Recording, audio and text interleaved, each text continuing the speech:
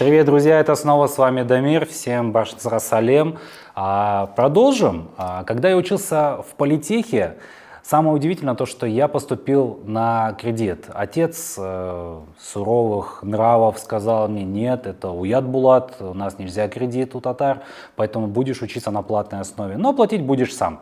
И я начал работать, это была первая MLM-компания, я продавал моющие средства. В тот момент также я собрал небольшую бригаду, и мы занимались электромонтажом, то есть мы занимались ремонтами, мы занимались прокладкой на различных площадках, розетки устанавливали, прокладывали кабельные трассы, кабельные туннели делали, и это приносило понемножку деньги. После этого, когда на 4-м курсе к нам приехали уже иностранные компании для того, чтобы нанимать на практику, я успешно сдал экзамен, и мы попали на практику в иностранную компанию, где обучились достаточно таким интересным методом ведения работы. Нефтянка на самом деле очень много дала. Но после прохождения практики я вернулся в Караганду и устроился работать на завод по производству электросетевого оборудования.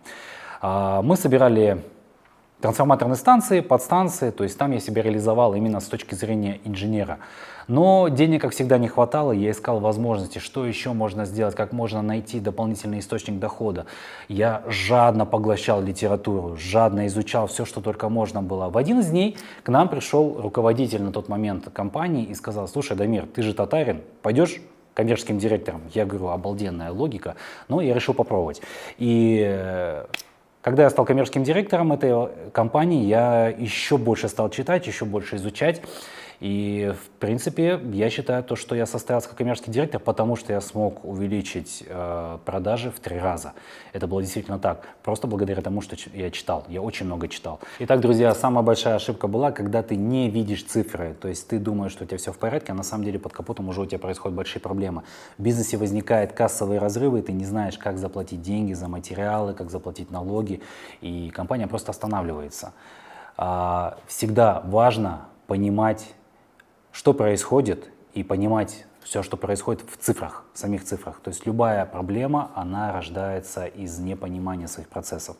Любая проблема — это составляющая из цифр, и у любой проблемы, как говорил классик, есть фамилия. Вот это, можно сказать, самая большая ошибка, которую я допускал, то есть я не умел считать. Простой Excel, простая модель, она всегда показывает, где какие проблемы. Если же вы хотите накопить деньги, вы должны составить план, сколько вы можете откладывать ежедневно, ежегодно, и сколько вы накопите, за сколько вы накопите ту сумму, которая вам необходима для реализации вашей цели. Сложно признаваться себе в ошибках, но действительно их было много, и этих ошибок было достаточно большое количество, что одного интервью на самом деле не хватит. Ошибки были характера того, что я не умел считать, ошибки были то, что я не умел коммуницировать, ошибки были в плане того, что я не умел расставить приоритеты. Даже обучаясь в политехе, у нас было очень много возможностей для того, чтобы поучаствовать в каких-то активностях, поучаствовать в каких-то различных мероприятиях. Я просто упускал эти возможности.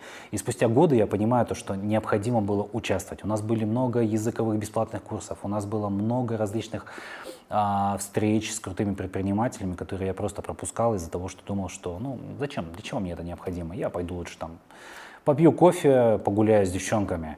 И вот это все я упускал. Это были одни из фундаментальных ошибок. Дальше, уже когда я работал, я понял то, что знания, которые я мог получить тогда, я получаю и компенсирую именно сейчас. Компенсирую те пробелы, которые я ощутил непосредственно в своей работе, непосредственно в коммуникациях. Дальше мне всегда говорили то, что ты будущий инженер, ты будешь работать с электрооборудованием, тебе остальные какие-то софт-скиллы не нужны. Фигушки, все это необходимо было. Все это впоследствии мне пришлось изучать, то есть, по сути, я потерял очень много времени. Но в любом случае, осознание приходит всегда уже после, и самое главное, то, что я понял свои ошибки, и теперь можно ими смело делиться. Хороший вопрос насчет мотивации. Мотивация откуда я ее беру? Открыл журнал Forbes, если тебя в нем нет, значит, надо идти и работать, потому что та жизнь, которую мы хотим, ее нам, к сожалению, никто не подарит. То состояние души, которое мы хотим получить, тоже нам никто не даст. За нас никто ничего не сделает. У нас нет каких-то покровителей. Все зависит абсолютно от твоих действий. Что-то захотел, открыл глаза, пошел работать. Что-то хочешь себе купить подороже, получше, открыл глаза, пошел работать, думать и зарабатывать. Если чего-то не хватает, если тебя не устраивает отражение твое тело, тоже встал и пошел работать. То есть все зависит от того, как ты представляешь свою лучшую жизнь. Если она отличается от того, что ты видишь в зеркале, соответственно, встал и пошел работать.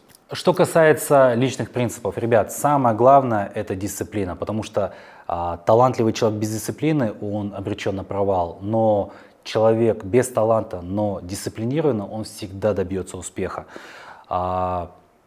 Дисциплину прививает спорт, дисциплину прививает воспитание. Если не хватает дисциплины, прочитай мотивационную книгу. И, как говорил один руководитель, который возглавлял отряд морских котиков, он говорит: прежде чем захватить мир, заправь сначала постель. И все начнет получаться.